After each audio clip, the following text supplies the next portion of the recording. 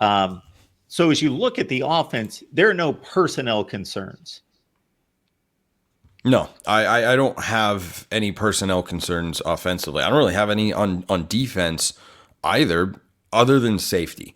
I don't know if Oregon's safety room, that's probably going to be the relatively weakest unit. Then they have an all Big 12 conference transfer in Kobe Savage, who's likely going to be the starting free safety in there. That's the unit that concerns me the most because I think what their plan appears to be, at least when I look at the Oregon projected depth chart that I talk about on my show, I think you have Kobe Savage starting as your field safety, and your boundary safety is Tysheem Johnson. And Tysheem Johnson has not been great in coverage the last couple of years when he is asked to cover deep in space.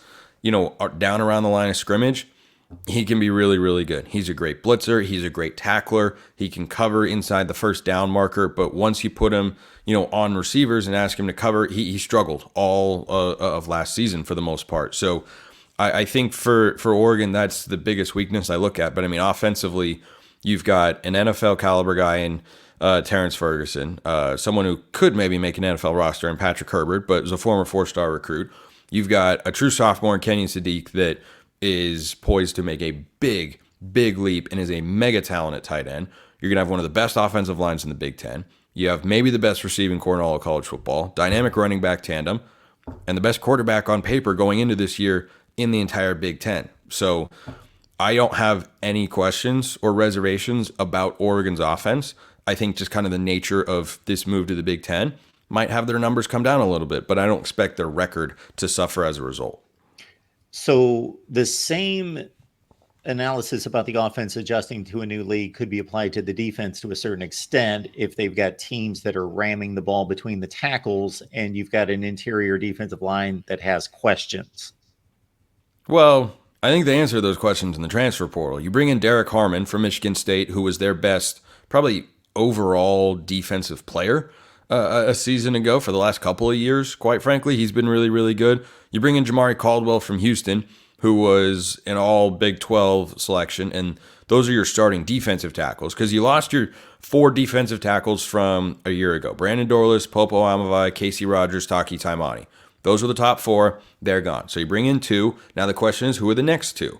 And it could be, a veteran like Keon Ware Hudson, who is a solid, capable player, but there is a crop of young blue chip prospects that are ready to contribute. They're mostly redshirt freshmen. There's a true freshman, Aiden Breland, who's a 5-star out of Mater Dei. I think he lost the star ranking, but whatever. He's a big-time defensive tackle out of Mater Dei High School, which is a powerhouse in the state of California. He could make an impact as a true freshman. They've got plenty of beef, plenty of depth along the defensive line. I love the interior, and I love the edge spots as well. You have Jordan Birch on one side, the former 5-star recruit who transferred in from South Carolina last year. And then on the other side, you've got a trio of true sophomores who all played starter snaps as true freshmen. Tatum Tuioti, Blake Purchase, Mateo Uyunglele. They all came in together. They all played a key role, and I think can make a big jump forward this year collectively and give Oregon a dynamic pass rush. So you have high-end starters on the interior. You've got depth and talent and experience on the edge. I think this is the best Oregon defensive line we have seen since the 2014 group that had DeForest Buckner and Eric Armstead on it. So, Spencer, while I'm pushing you on possible concerns on either side of the ball and you're not relenting much, Big Ten fans are going to have to get used to this football team and familiar with them. So the linebackers are not a concern, but just highlight how good and athletic these guys are. Yeah, Jeffrey Bassa, second team All Pac-12 last year, and then Justin Jacobs, I think provides one of the other legitimate question marks on the Oregon defense is how prepared is Oregon to sustain a potential injury there?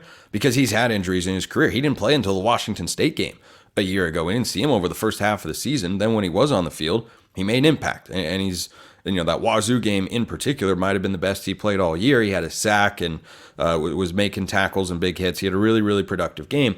The guy behind him is Devin Jackson, who is a third-year former 4-star linebacker that coaches say is maybe the best overall athlete, might be the fastest individual player on the team.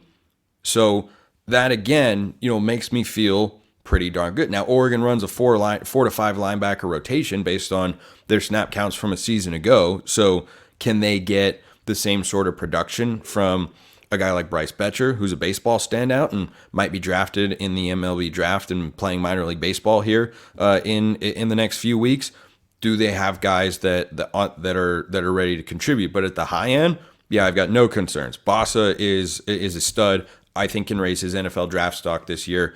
And Justin Jacobs, if healthy, was a former 4-star and one-time Iowa defensive player. And if you're good enough to play defense at Iowa, you can play defense anywhere.